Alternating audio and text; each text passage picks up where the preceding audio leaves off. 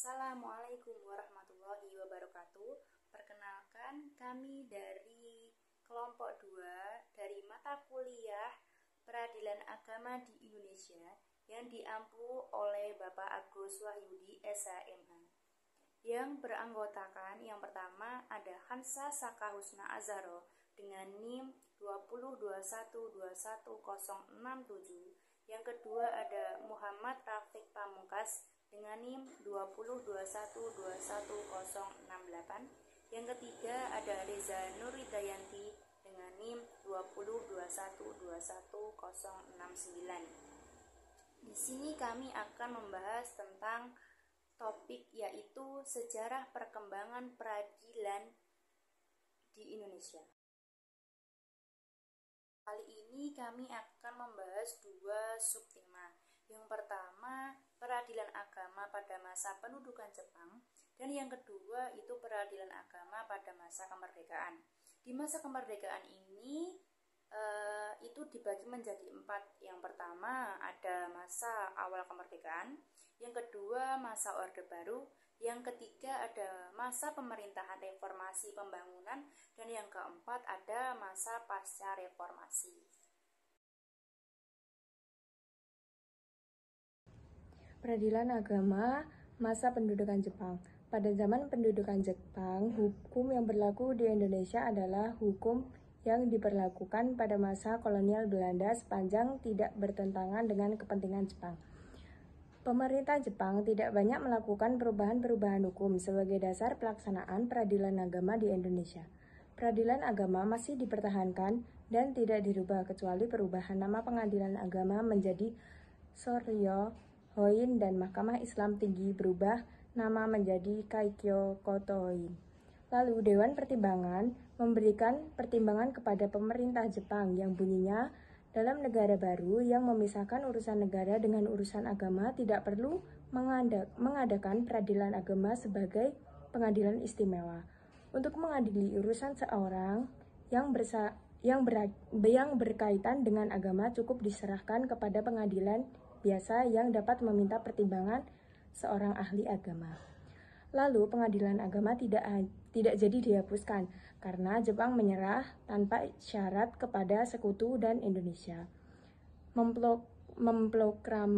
Memproklamirkan kemerdekaan pada tanggal 17 Agustus sebagai negara yang merdeka dan berdaulat. Lalu pada tahun 1942 adalah tahun Indonesia diduduki oleh Jepang. Kebijaksanaan pertama yang dilakukan oleh Jepang terhadap perundang-undangan dan pengadilan ialah bahwa semua berlaku sepanjang tidak bertentangan.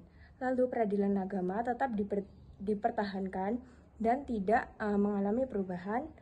Peradilan agama dan Kaikyo Koto Hoin untuk Mahkamah Islam tertinggi.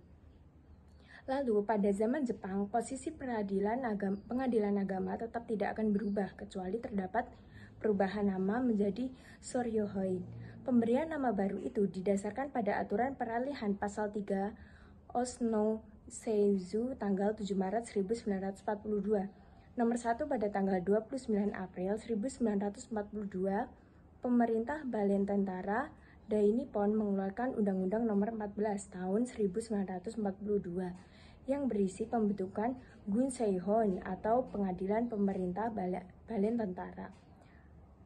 Dalam pasal 3 UU ini disebutkan bahwa Gunseihon terdiri dari yang pertama Tiohoin atau Pengadilan Negeri, yang kedua Keizeihon atau Hakim Poloso, yang ketiga Kenhoin atau Pengadilan Kabupaten, yang keempat Keiko Kotohoin atau Mahkamah Islam yang tertinggi, yang terakhir Soryohon atau Raat Agama.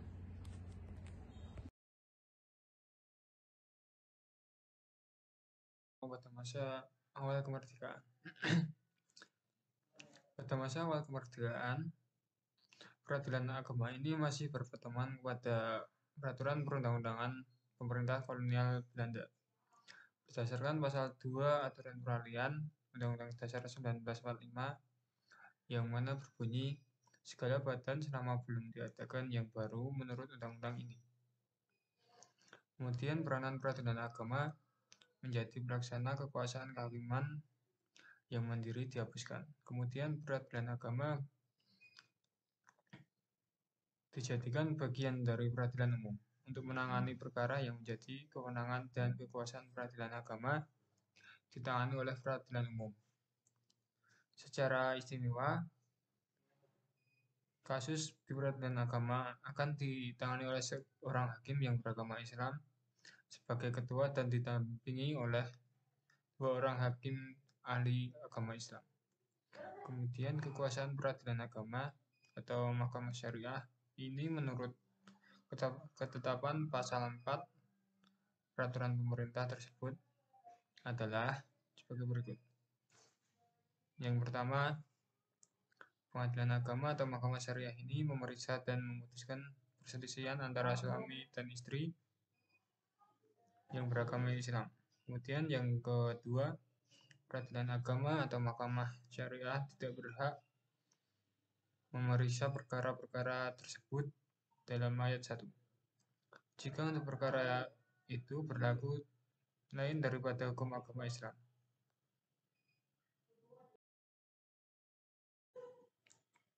Kemudian pada masa Orde Baru, terdapat beberapa perubahan dalam penataan kekuasaan kehakiman di Indonesia, yang mana ditandai dengan keluarnya Undang-Undang Nomor 14 Tahun 1970 tentang ketentuan-ketentuan pokok kekuasaan kehakiman. Maka kedudukan peradilan agama ini mulai nampak jelas dalam sistem pemerintahan di Indonesia. Undang-undang ini menegaskan prinsip-prinsip sebagai berikut. Yang pertama, peradilan dilakukan demi keadilan berdasarkan ketuhanan yang Maha Esa. Kedua, kekuasaan kehakiman dilakukan oleh peradilan agama dalam lingkungan peradilan umum, peradilan agama, peradilan militer, dan peradilan tata usaha negara. Kemudian yang ketiga, Mahkamah Agung adalah pengadilan tertinggi di Indonesia. Kemudian yang keempat, badan-badan yang melaksanakan peradilan secara organisatoris, administratif, dan finansial ada di bawah masing-masing departemen yang bersangkutan. Kemudian kelima, susunan kekuatan serta acara dari badan peradilan ini masing-masing diatur oleh undang-undang tersendiri.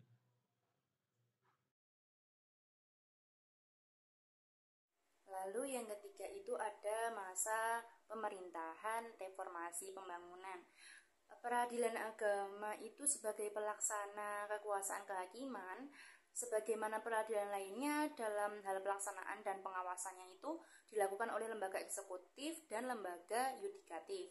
Pembina teknis peradilan agama itu dilakukan oleh MA atau Mahkamah Agung, dan pembina masalah organisasi, administrasi, dan keuangan itu dilakukan oleh Departemen Agama yang sebagaimana diatur dalam pasal 10 dan ayat 1 Undang-Undang Nomor 14 Tahun 1970 tentang ketentuan-ketentuan pokok kekuasaan kehakiman. Lalu yang keempat itu ada masa pasca reformasi. Nah, pada masa ini itu banyak sekali perubahan-perubahannya.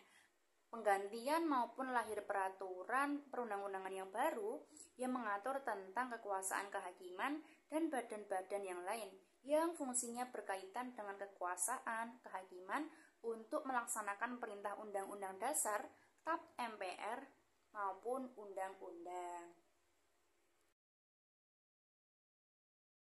Sekian presentasi dari kelompok 2. Bila ada salah kata mohon dimaafkan, dan bila ada kebenaran itu mutlak dari Tuhan. Sekian, wassalamualaikum warahmatullahi wabarakatuh.